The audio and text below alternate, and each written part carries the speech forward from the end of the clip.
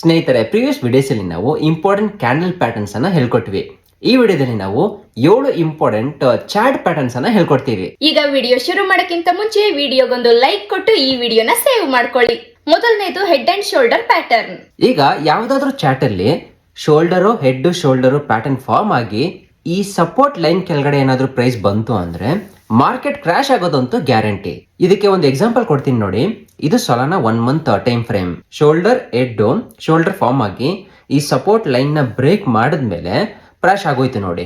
ಆಮೇಲೆ ಈ chart patterns 15 minutes time frame ಇಂದ ಹಿಡಿದು 1 ಮಂತ್ ಟೈಮ್ ಫ್ರೇಮ್ ವರೆಗೂ ಯಾವ್ದಕ್ ಬೇಕಾದ್ರೂ ಯೂಸ್ ಮಾಡ್ಕೊಬಹುದು.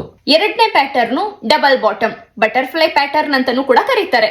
ಚಾರ್ಟ್ ಬ್ರೇಕ್ ಡೌನ್ ಆಗಿ ಫಸ್ಟ್ ಬಾಟಮ್ ಇಲ್ಲಿ ಫಾರ್ಮ್ ಆಗಿ ಪ್ರೈಸ್ ಪಂಪ್ ಆಗಿ ಇಲ್ಲಿ ರೆಸಿಸ್ಟೆನ್ಸ್ ಹತ್ರ ಮತ್ತೆ ರಿಜೆಕ್ಟ್ ಆಗಿ ಮತ್ತೆ ಇಲ್ಲಿಂದ ಈ ಝೋನ್ ಹತ್ರ ಸೆಕೆಂಡ್ ಬಾಟಮ್ ಫಾರ್ಮ್ ಆಗಿ ತಿರ್ಗಾ ಪ್ರೈಸ್ ಪಂಪ್ ಆಗುತ್ತೆ. ಆಮೇಲೆ ಈ ರೆಸಿಸ್ಟೆನ್ಸ್ ಏನಾದ್ರೂ ಬ್ರೇಕ್ ಮಾಡ್ತು ಅಂದ್ರೆ ಪ್ರೈಸಸ್ ಇನ್ನೂ ಜಾಸ್ತಿ ಪಂಪ್ ಆಗುತ್ತೆ.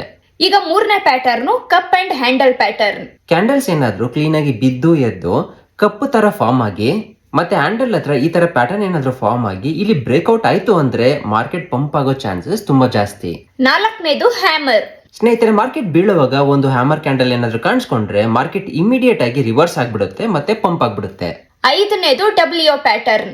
ಈಗ ನಾರ್ಮಲ್ ಆಗಿ ಪ್ರೈಸ್ ಏನಾದ್ರೂ ಒಂದು ಸಪೋರ್ಟ್ ಕೆಳಗಡೆ ಏನಾದ್ರೂ ಬ್ರೇಕ್ ಡೌನ್ ಆಗಿ ಇಲ್ಲೇನಾದ್ರೂ ಅದು ಬಾಟಮ್ ಫಾರ್ಮ್ ಮಾಡಿ ಮತ್ತೆ ಪ್ರೈಸಸ್ ಏನಾದ್ರೂ ಪಂಪ್ ಆಗಿ ಈ ರೆಸಿಸ್ಟೆನ್ಸ್ ಇದೆಯಲ್ಲ, ಈ ರೆಸಿಸ್ಟೆನ್ಸ್ ಬಂದು ಪ್ರೀವಿಯಸ್ ಸಪೋರ್ಟ್ ಆಗಿರುತ್ತೆ, ಅದು ಈಗ ರೆಸಿಸ್ಟೆನ್ಸ್ ಆಗಿ ಚೇಂಜ್ ಆಗಿರುತ್ತೆ.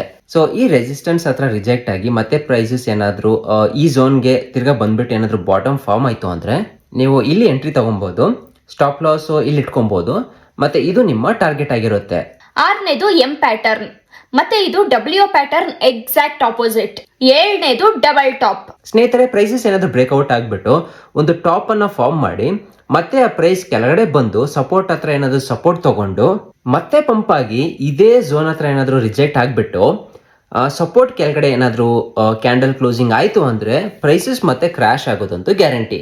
ಮತ್ತೆ ಸ್ನೇಹಿತರೆ, ಇದ್ರ ಬಗ್ಗೆ ಇನ್ನೂ ಡೀಟೇಲ್ಡ್ ಆಗಿ ಹೇಳ್ಕೊಡ್ಬೇಕು ಅಂತಂದ್ರೆ ಆ ವಿಡಿಯೋ ಏನಾದ್ರು ಬೇಕಂತಿದ್ರೆ ಕೆಳಗೆ ಕಮೆಂಟ್ ಸೆಕ್ಷನ್ ಕಮೆಂಟ್ ಮಾಡಿ ತಿಳಿಸಿ. ನಾವು ನಮ್ಮ ಯೂಟ್ಯೂಬ್ ಚಾನಲ್ ಅಲ್ಲಿ ಆ ವಿಡಿಯೋನ ಮಾಡಿ ಹಾಕ್ತೀವಿ. ಮತ್ತೆ ಇದೇ ತರದ ಯೂಸ್ಫುಲ್ ವಿಡಿಯೋಸ್ಗೋಸ್ಕರ ಈ ನಮ್ಮ ಚಾನೆಲ್ ನ ಫಾಲೋ ಮಾಡ್ಕೊಳ್ಳಿ.